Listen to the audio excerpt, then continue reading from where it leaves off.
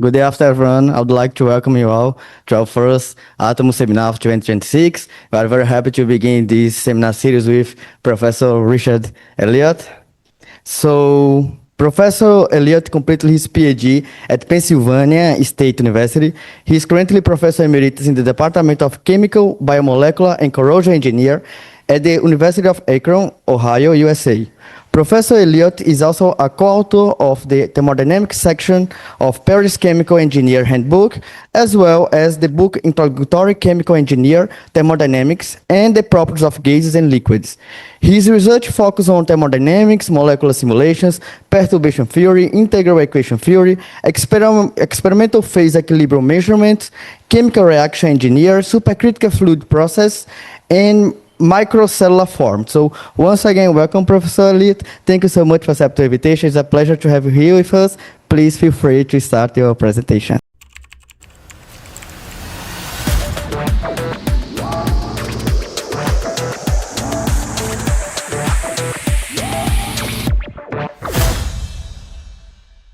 Okay, it's a great, distinct honor to be here in live as part of Atoms. Whole new thing here, and been participating in Atoms since 2020, right? First one to be live. So it's a great pleasure to be here in Brazil. I almost feel like Saturday Night Live, you know, the guest host. Yeah, so what I want to talk to you about is, speaking of the properties of gases and liquids, something you might not know off the top of your head is that chapter 13 is the chapter on surface tension. And that's also the last chapter in the properties of gases and liquids. And there's always a tendency to go from the beginning till the end when you're got your task list. So we didn't get to surface tension until near the end of this book project. So there were things I wanted to do as part of the properties of gases and liquids that we didn't quite get to. And this is one of those.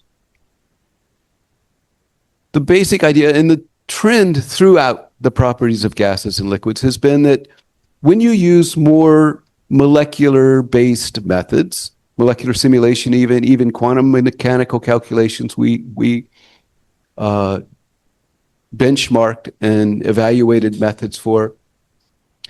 In general, the more either molecular dynamic simulation or the quantum local cluster theory, they were about 3 to 5 times more accurate than the old group contribution types of methods. So this is the general trend of things. Could that be true for surface tension as well? This is the question I wanted to answer. And so we're going to use a kind of a density functional theory, but it's a very simple kind called square gradient theory. It's also known as Cahn-Hilliard theory. But when you break it down, it's still we still get a density profile. And so in many ways, it's just as valid as a classical density functional theory. So I think we're ready here. Okay. Yeah, so just an outline here. The basic hypothesis is that if we use a physically based, more molecular based model to start with, and then we know there's always going to be some need for fine-tuning the real physics-based model to make it more in agreement with the experimental data. So we know that's going to be true, but the hypothesis is if we start with something that's got a strong molecular basis, and then add the empiricism, that we will get better accuracy than just starting with some group contribution correlation with no physics. I want to outline what the artifacts are when you have an equation of state, and we're essentially going to be, what should I do? Click the X? Yeah. Because surface tension is the tension between a liquid and a vapor phase, we have to... Okay, we have to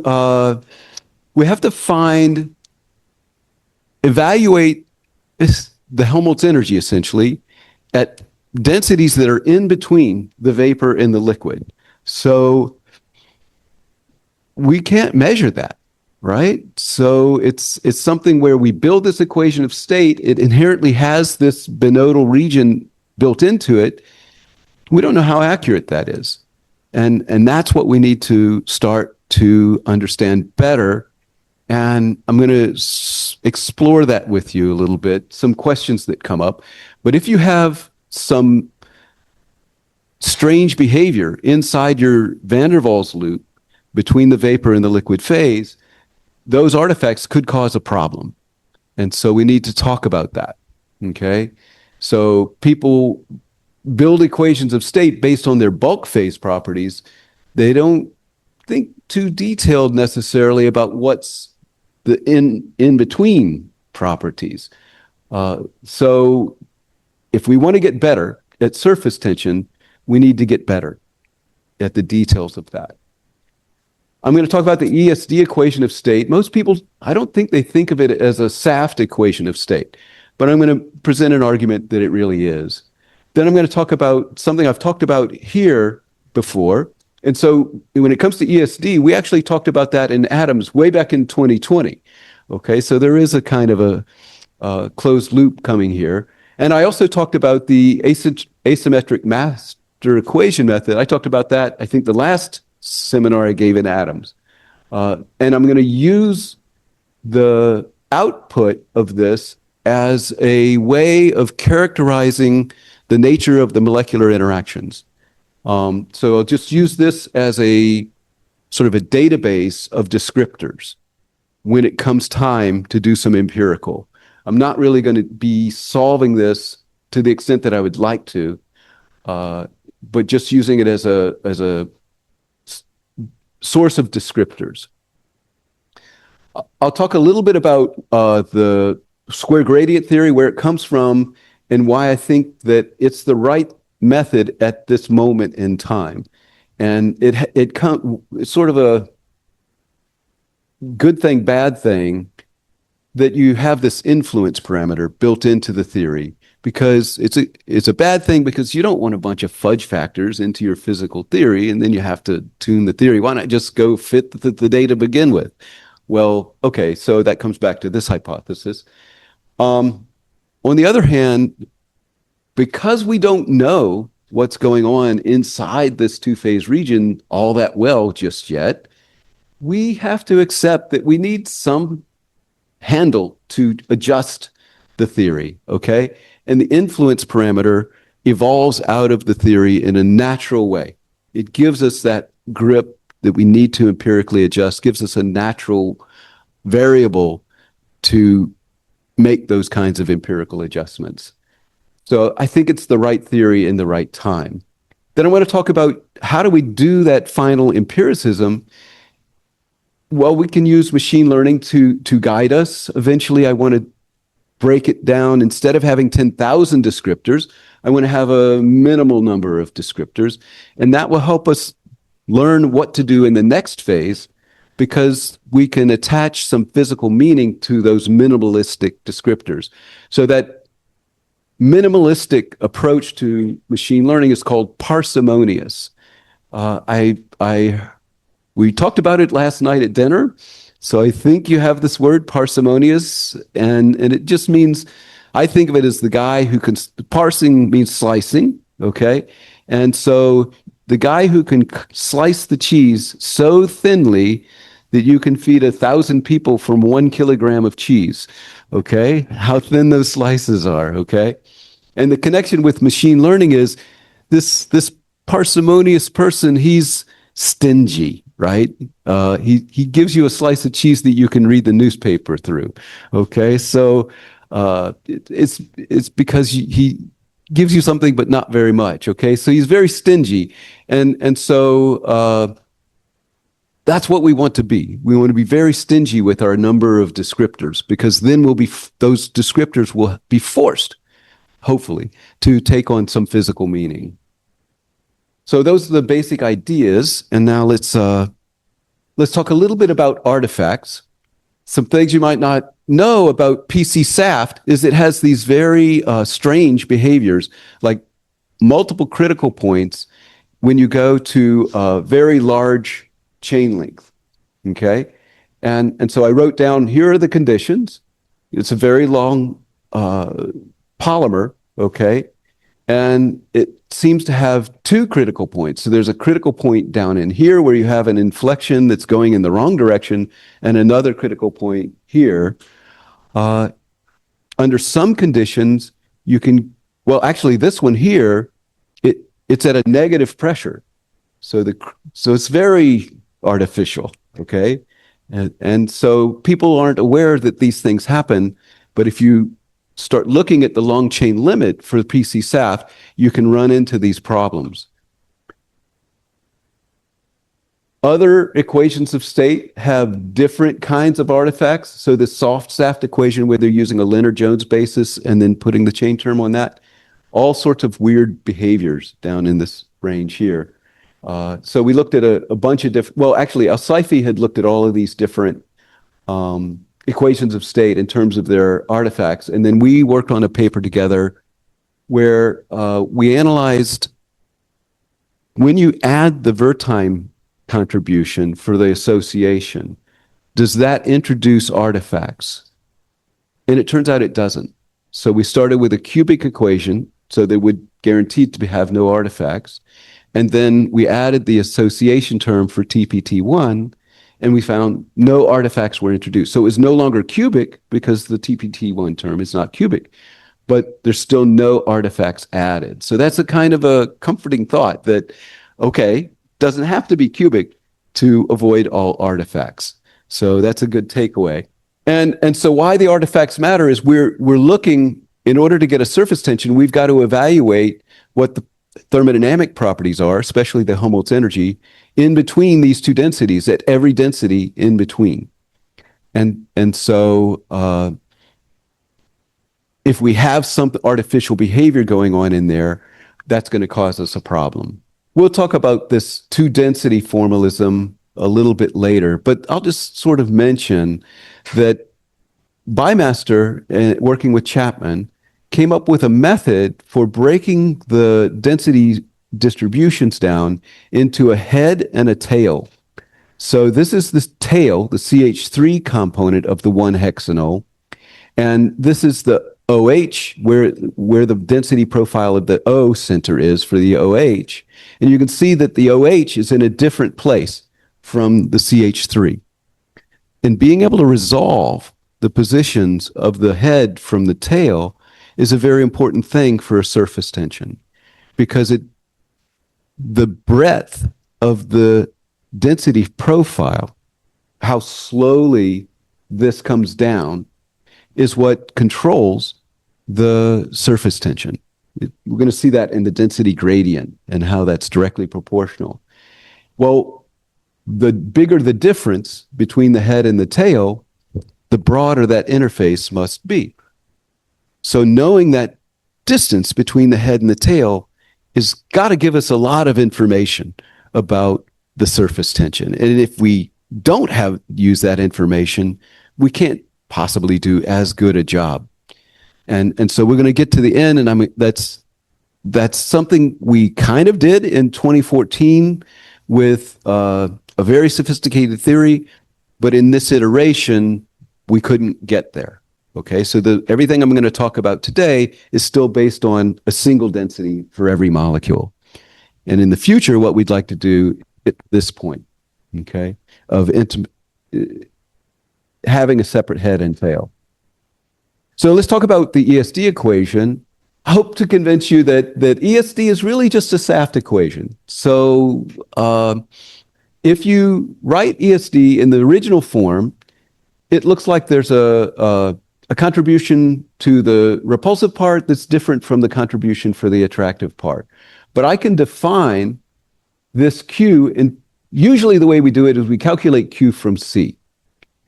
But if you just do it the opposite array and eliminate the C, then you can replace the C's with this expression for Q, and then you get this form, that Z minus 1, so that's the ideal gas term, is equal to the Q times the equation of state for the sphere.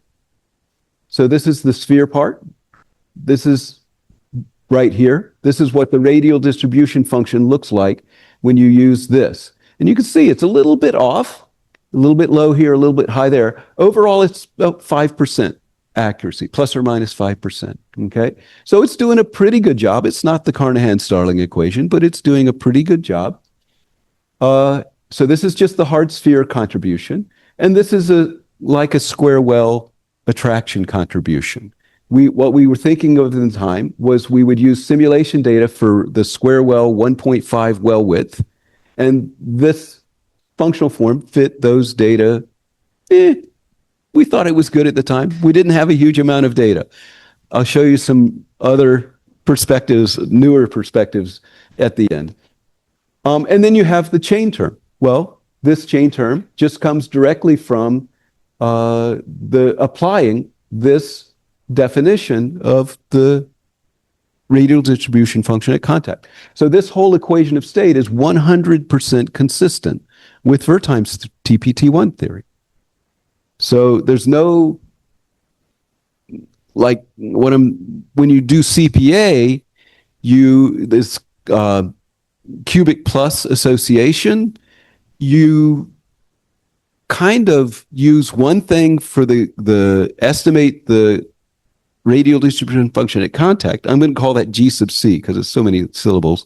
So you use one theory to calculate the G sub C, you use another theory to calculate the equation of state, and it's kind of like a Frankenstein's monster. You've pulled together arms and legs from various pieces and put them together, okay? Well, here, we don't have that kind of inconsistency. We're using the same G sub C everywhere, TPT1, so totally self-consistent with a very relatively simple, according to me, equation of state.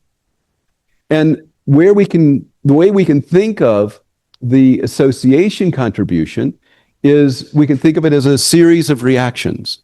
And in the thermodynamics textbook that I wrote with Carl Lyra, we actually show this correspondence that you can derive all of the same equations through this infinite equilibrium model as a simultaneous reaction in phase equilibrium. And you get the exact same result as Wertheim got through his cluster diagram expansion. In my experience, undergraduate students, if you want them to understand something about SAFT, undergraduate students can understand simultaneous reaction in phase equilibria a lot easier than they can understand cluster diagram expansions. Okay, so this way we can teach them how SAFT works without having to get bogged down with all of the statistical mechanics. And so this is another perspective on Wertheim's theory. Another thing about the ESD equation is that because it has this, because this y here is the exponential of beta epsilon minus 1, and it's in the denominator, when you do your Taylor series expansion, you get a y going all the way across, okay? This is expanding the log, okay?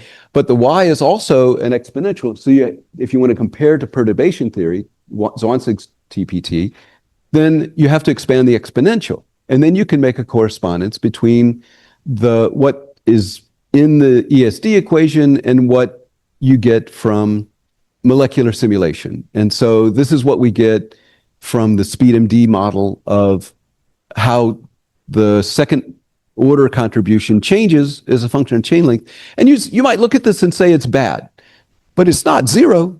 Zero would be bad, right? And so Van der Waals theory, a lot of these other theories, they say that A2 is just zero, but it's not. It comes down and it goes up. So qualitatively, ESD is going in the right direction, okay? And it's still cubic.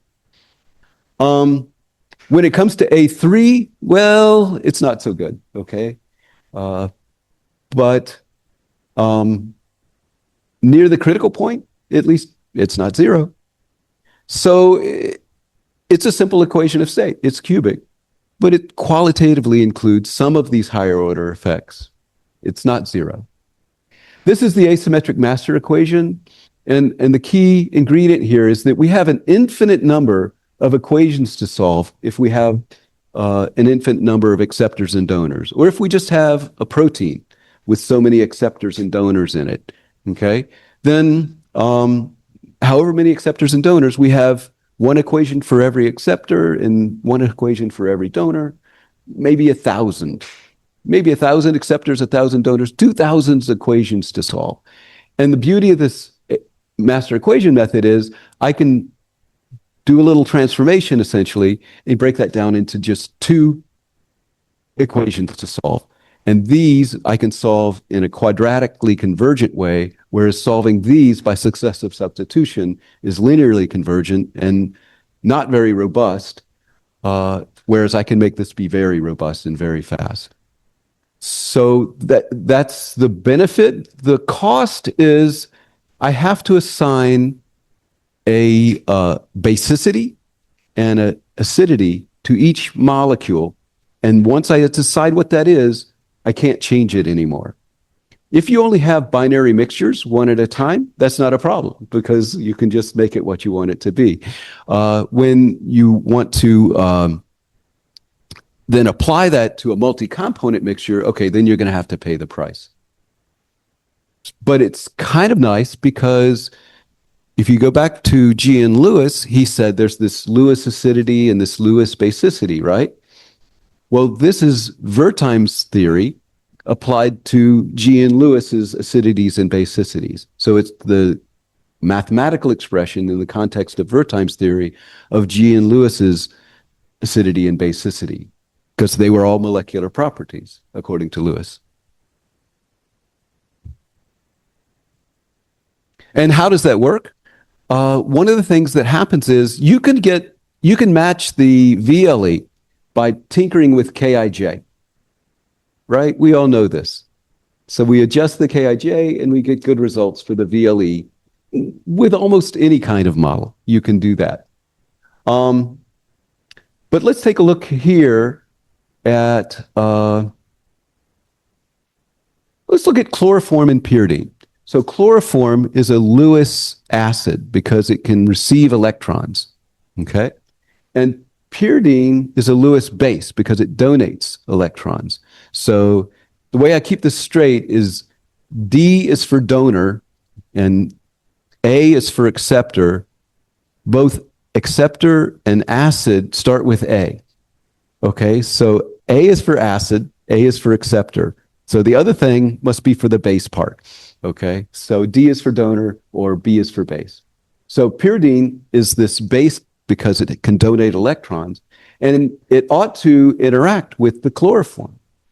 So there should be an acid and a base, just like you learned in chemistry class. When you pour acid into your water, it warms up. You can feel that. It's exothermic. So if you have an acid and a base interaction, there should be some exothermic interaction. And we can measure that with calorimetry. And if we tune the acidity or the basicity, then we can match the excess enthalpy data. But if we just use Kij, we get what we get. Okay, we can't simultaneously match the excess enthalpy and the VLE. But if I have this master equation method, even though different values of the cross-association energy, okay, give the same results for the VLE, only one of them matches the excess enthalpy, the heat of mixing. And this makes sense if you think about it, that the cross-association energy should be more of a calorimetric measurement than a VLE measurement. So now we can correlate simultaneously the heats of mixing and the Gibbs energy of mixing. What remains is the entropy of mixing. And so we're working on that now, okay? And that's going to correlate with the excess volume, by the way. So my current working hypothesis is by using experimental measurements of excess volume, excess enthalpy, and VLE for the Gibbs excess energy, we're going to be able to figure out all three of these things, including the entropy. Here's one of the more interesting results. I always had this doubt about, is CO2 a base or an acid? If you look at its structure, it ought to be diacetone, right? The acetone is a carbonyl, has an oxygen with some unbonded valence shell electron pair. So those unbonded electrons, they should be very receptive or very donating of electron density. And you know, in acetone, you only have one of those carbonyl oxygens. CO2, you have two of them. It should be really, really double acetone, double base. So let's mix it with chloroform and see what happens. Is it, or we'll mix, yeah, if it's base, we should mix it with an acid and we'll see something, right? Or if it's an acid, which is, they call it carbonic acid, right? Maybe it's an acid. Let's mix it with acetone and see what it does. Now, unfortunately, nobody has ever measured the excess enthalpy for CO2 plus chloroform. So that's unfortunate, okay? But they have measured it for CO2 and acetone. And what we see then is that it's a very clear exotherm. So very clearly, CO2 has an acid nature because it's bonding, mixing strongly with acetone. Now, can we prove that it's not a base? Well, if it was also a base, then it would self-associate, and we would see that. But we know that CO2 does not self-associate. So just by implication, we can say that it is not a base. But I would really love if somebody would measure this excess enthalpy between CO2 and chloroform. I talked to Pedro Passon. He has done some high pressure calorimetry, but mostly for gas hydrates.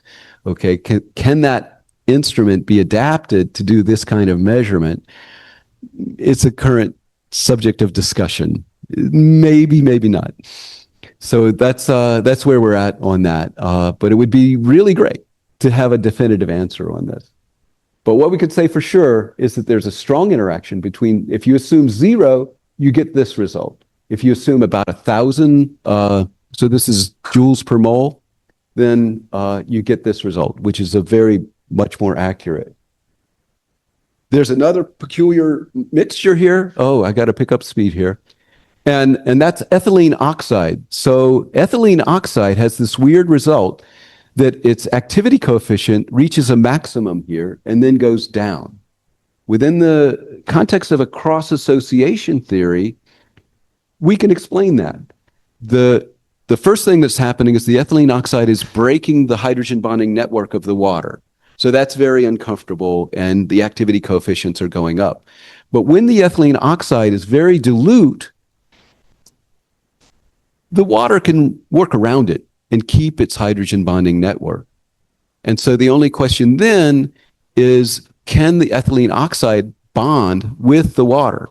Propane wouldn't be able to do that. So its activity coefficient would continue to go up.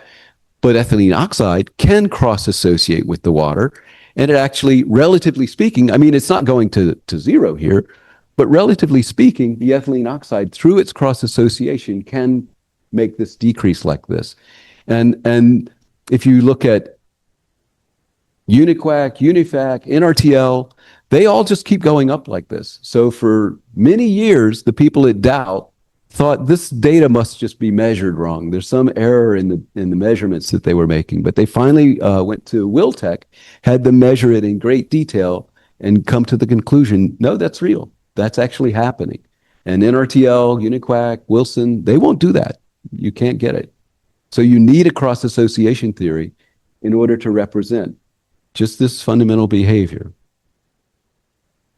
This is just a list of all the parameters that we characterize based on those kinds of analyses. And one thing you see is that the ESD equation, which is really not optimized for vapor pressure, is doing pretty well compared even to this TCPR, which is massively parameterized. Okay, they correlate the vapor pressures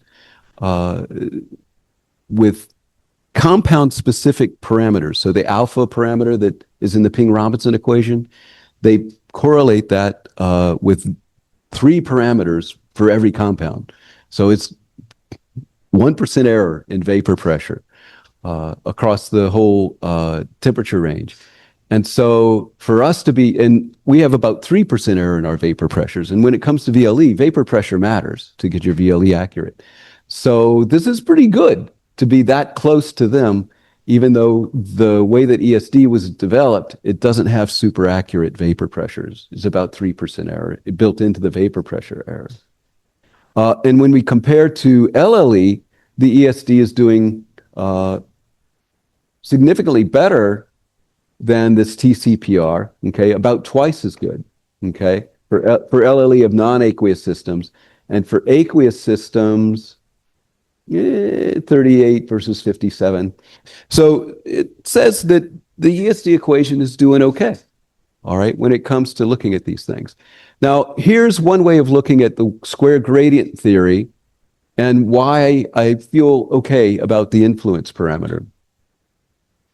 So this is from Rowlandson and Whittam. This is the equation number in Rowlandson and Whittam. These are some other equations from Rowlandson and Whittam.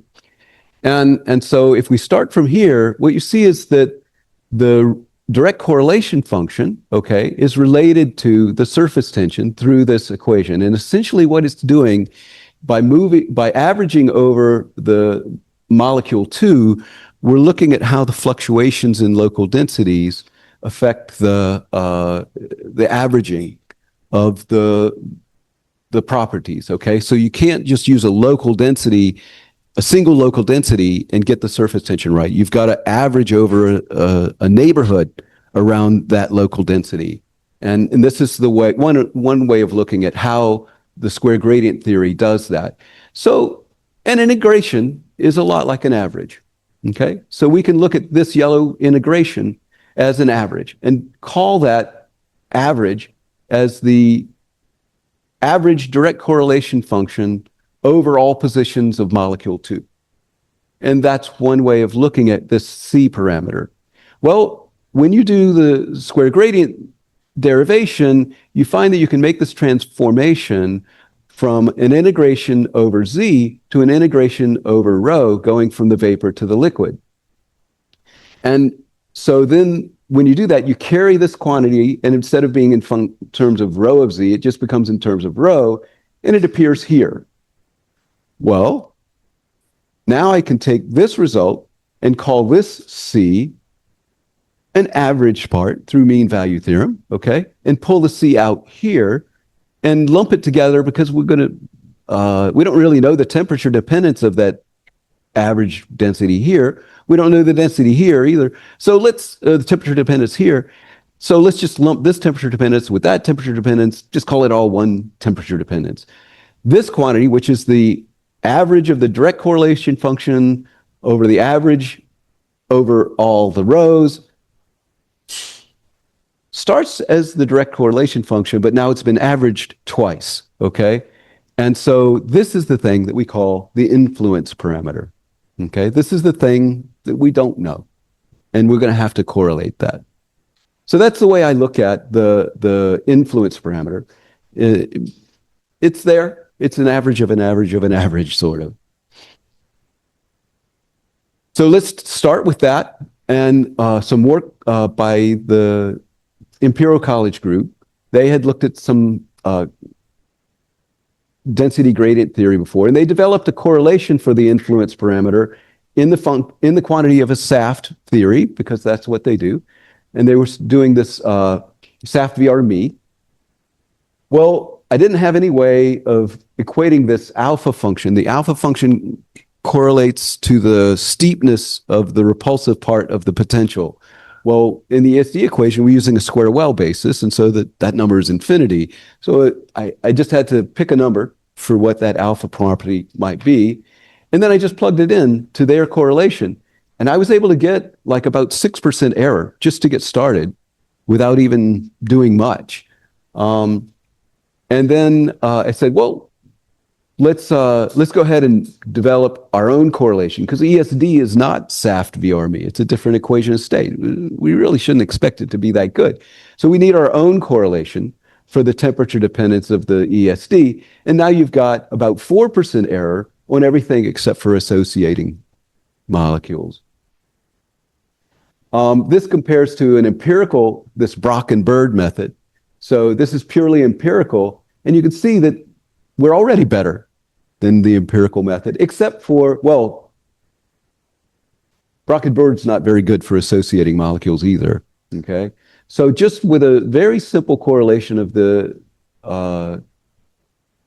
influence parameter, completely general, so we don't, it's a transferable, you don't have to tell me anything but what the shape factor is. This, in ESD notation, this is Q. In SAFT notation, they call it M. It's the effective number of segments of the chain, okay? So this is something that comes out of the characterization of the pure fluid. It's readily available as part of your standard database for running the equation of state. So just put that in there, you know your critical temperature, and you calculate this result then. So just tell me what your molecule is, use the standard database, I can get 4% accuracy. And so that's already way better than the best empirical methods, okay? Except when it comes to associating fluids. So now we have to get empirical and do something to take into account what's happening with the association contribution. So we have a lot of possible candidates for descriptors, and then we can multiply each of them by each other, right? So we look for the interaction effect. And so we can have a self-interaction where we just have B times B. Or we can have the cross-association effect, cross-interaction effect, where we have B times Q, or B divided by Q, okay? Just very empirically consider all binary combinations of these possible interactions. And then we can call something called a random forest regressor. So it's one of these 10,000 descriptor machine learning methods, okay? And the beauty of the RFR is you can tell it, start with the incomplete data set of all possible interactions and reduce it down to 12 parameters. And it will go and make the best fit and then keep eliminating possible descriptors until it comes down to the reduced model of however many variables you want to describe, okay? And so I kind of constrain that to at various levels, 15, 12, different numbers. Eventually came down that the cross-validation, okay, came down, I could get by with 9 features, okay, and still have a very small relative deviation. Then I can use those 9 features in a generalized linear model. So in other words, just a sort of a polynomial regression, but that polynomial includes these interaction terms, okay? When I come down to about 30 descriptors, there's no difference between the generalized linear model and the RFR. So the RFR is this 10,000 descriptor model. The GLM is the parsimonious model. So with the GLM, I've only got about 12 parameters, 12 descriptors. This one has 10,000 descriptors. So it's still got 12 parameters. Might not sound too parsimonious to you, but relatively speaking, it's parsimonious, okay? And with that approach, I could get the GLM model down to 7.8% error for the associating molecules. This is not a great R squared, okay, but it's greater than 0, and a lot of them were 0, okay, or were very negative, okay, using 9 features in the final result, so that 9 parsimonious parameters, okay? And we know what these parameters are, and we know what their multipliers are, how big they are. We know the standard error in their estimated values by using linear regression. It automatically gives you that. And so this is a lot more transparent correlation than RFR, which is a black box. RFR can give you this 0.5% error, but I have some doubts about the way that it might be overfitting. I can tell you later if you have some interest in why I believe that it's something strange going on there. Now let's then put the square gradient theory. So we're back to properties of gases and liquids. We'll put this correlation in a table with the other correlations that are available and just stack it up, apples to apples. How's it doing? Okay, so you can see that for normal compounds, so these are things that are not associating, think of them as saturated hydrocarbons, but they also include some fluorocarbons, some chlorocarbons that are non-associating, okay? And so best in class right there. 3 is less than 4, okay? And when it comes to heavy molecules, and I think this is because none of these other previous correlations broke out the heavy molecules in the database. So you could say this is cheating because we developed a correlation that was dedicated to that. When it comes to polar molecules, again, pretty much better, 50% better than the best, or 30%, depending on how you count. And when it comes to associating molecules, 2% better than the best, okay? And these group contribution methods, which K1 and K5 are, they have on the order of 100 descriptors, and we've only got 9, okay? And so I would argue that's a better method. So let me sort of give you some ideas about the future. This started off, well, okay, it started off as wondering about the ESD equation and the 1.5 square well fluid.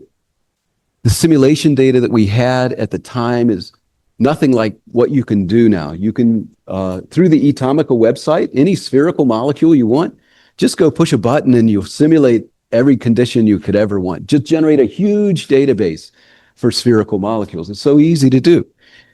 So let's go back and take another look. And in this case, we're looking at the square well fluid with a 1.75 well width. And what you can see is that the ESD is the red dashed line, and it's not going through the points very well. But if you use something that we're calling ESD2, which is just a generalized version of this repulsive term, okay? Instead of a 4 here and a 1.9 here, let's ask the simulation data, what's the best number to put there, okay? Because we've got a lot of data now. And for this term, you know how the Ping-Robinson equation says, okay, we're going to multiply the A in the numerator times alpha, okay, and make some correlation of what alpha should be. Okay, well, let's call that alpha then. And we can express it anything, any temperature dependence you want. As long as there's no density dependence in alpha, it's still cubic. And you can do that in any temperature dependence you want for B naught, K naught. No problem. It's still cubic in density. F, any temperature dependence you want. Okay. So then we tried about 50 different temperature dependences or combinations, okay, of temperature dependences for, we treated B naught and K naught as constants because for the hard sphere part, which is what the square well goes to in the high temperature limit, you shouldn't need anything but constants for that. Okay, but for the alpha and F, we tried different combinations of polynomials in dense temperature, or these are exponentials in temperature. This is a combination of 2 different exponentials in temperature. Okay, what we found out of those 50 different things that we tried was this combination of 2 exponentials in the numerator and a polynomial in the denominator. And you can see it goes right through the points.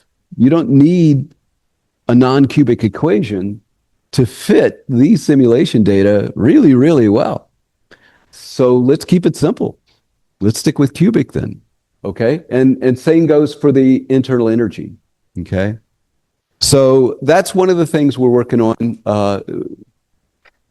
Then you have a problem, and this goes back to a problem that I meant to talk about and should spend a second here. Uh-oh. So right here is what happens when we start with a first order. So this is van der Waals equation of state applied to the square well fluid. I think this is 1.7 instead of 1.75. So I pulled this from a paper that we wrote in 2015. So the van der Waals equation, first order perturbation theory is here. Second order perturbation is here. Third order perturbation theory is here. Fourth order perturbation is here. And we came up with a way of extrapolating that to infinite order, and that's what the black line is here. Now, why this is important to the interfacial tension is this proves, and this is known, this has been known for a long time, that these second order theory doesn't match the critical point because of the anomaly in the critical region, okay? So what people do with PC-SAFT is they fit some sigmas and epsilons, okay, that will fit down in here, and then they accept that they're going to have the wrong critical point. But if they used PC-SAFT truncates the series at A2. If they used A3, A4, A5, A infinity, they wouldn't have to do that, and their critical point would be correct. So this is what's missing. Now, the important part for surface tension is to notice that if this is important, this clearly shows that the A3, the A4, they matter here in this region of 1.1 reduced temperature. Now, when we want to do the calculation of the surface tension here, that 1.1 is doubled in effect because it's dividing by, right? So we're dividing by a smaller number here, which makes the A3 contribution more important. So if it was important here, it's twice as important here for the A3. For the A4, it's 4 times more important. You see what I mean? Here's 1, here's 0.5 in the denominator. 0.5 in the denominator is factor of 2. All right, so if we know this is important here, it's got to be way more important here. So ignoring the A3, the A4, the A5 is going to be a problem if what you really want is a reasonable theory of surface tension. So what we have to do is look at the higher order contributions, A3, A4, A5, A8, A20. We should know what they are. How are we going to get those? It turns out you can get them from the coupled parameter series expansion method with reference hypernetted chain solution of the Ornstein-Zernike equation, okay?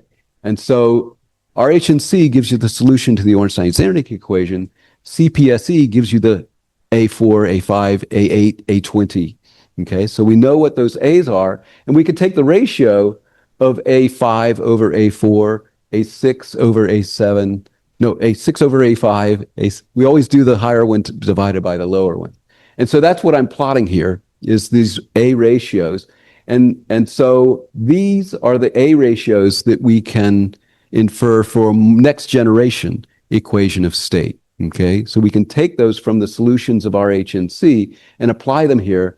And what you see when you do that, these green lines are very close to the critical density, and you can see that all the way up to the critical density, okay, we're pretty well representing the curvature there. If we use a second order theory, we get this dashed line. And so you can see how far off the dashed line is. So it's this curvature that's giving you the anomaly in the critical region. So with a higher order theory, we can nail that much better. But then we come to a problem. What we're finding is the more accurate we make our equation of state relative to all the assimilation data that we can generate now, the more unavoidable it becomes for this artifact, okay? So we're getting this kind of loopy behavior instead of a regular van der Waals loop. And the lower we reduce the temperature, the more that artifact becomes stronger. And so it's very tough to avoid that. So you kind of stuck, all right? You know that it must be important, but the more you include those higher order terms, the more you run into this artifact problem. So it's very frustrating. Okay, but this is where this is the problem. This is where you have to accept that you can't avoid this. Those higher order terms matter. You have to include them. Then we need to figure out how to deal with them in this context, and that's where the struggle is right now.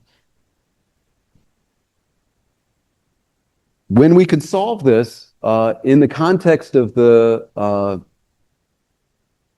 master equation method, we should be able to resolve those differences in the head density profile and the tail density profile that we said would be so much important to get those associating surface tensions correct without all this parsimonious empiricism, okay?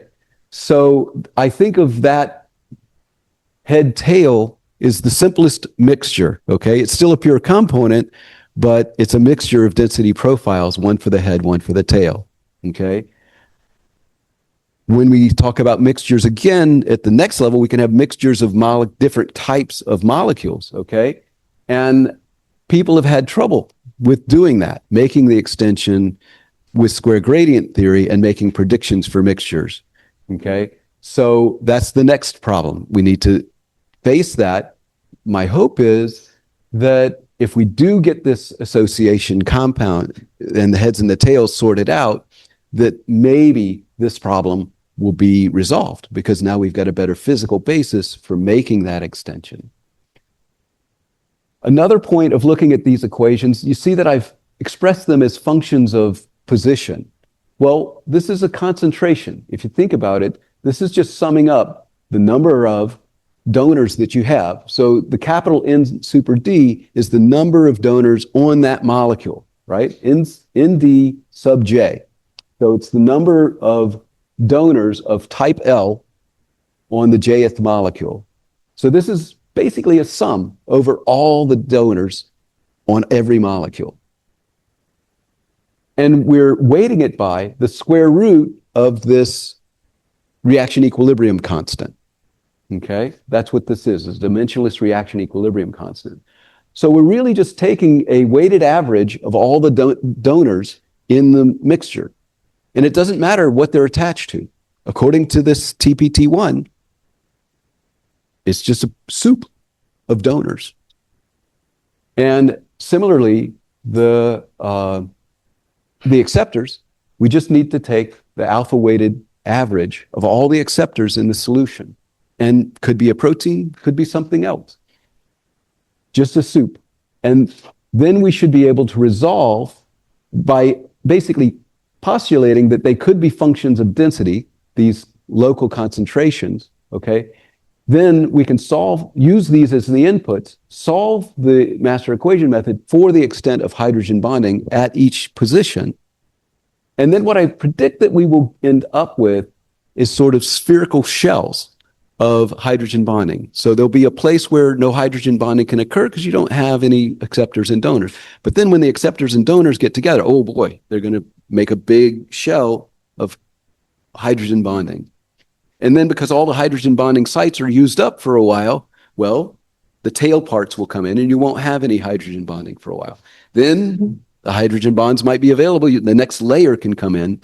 And so I think you will have sort of layers of hydrogen bonding. And you can see that in some of these protein pictures that have actually been measured, okay? So there's a layer of hydrogen bonding here, a layer of green aliphatic content, then another layer of hydrogen bonding on the outside, okay? So that theme is a little bit present here.